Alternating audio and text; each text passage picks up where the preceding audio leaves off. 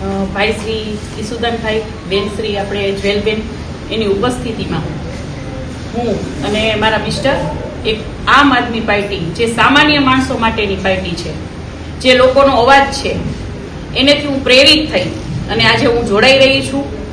અને એક મારું આપ સૌને એક કહી દઉં કે આંદોલન દરમિયાન જ એક મારો ચહેરો પ્રખ્યાત નહોતો. આંદોલન પહેલા પણ છેલ્લા 15 વર્ષથી બહેનો દીકરીઓ માટેની એક હું અવાજ રૂપે અડધી રાતનો હોકારો હતી અને હજી પણ છું અને આગળ જતા પણ બહેનો દીકરીઓ માટે હંમેશા હું ઊભી રહીશ.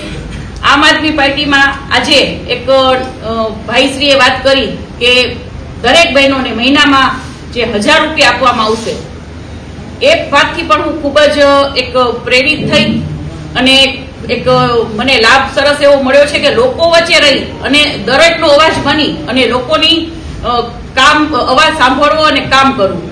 આજે આપ જોઈ રહ્યા હશો કે બીજી બધી પાર્ટીઓ હોય છે એ ખાલી વાતો કરે છે, પણ આમ આદમી પાર્ટી જોઉં છું ઘણા ટાઈમથી કે વાતો નથી કરતા, તરત રિઝલ્ટ લઈ આવે છે. ઘણા બધા એવી બધી એક વાતો છે કે કરી એટલી ઓછી છે.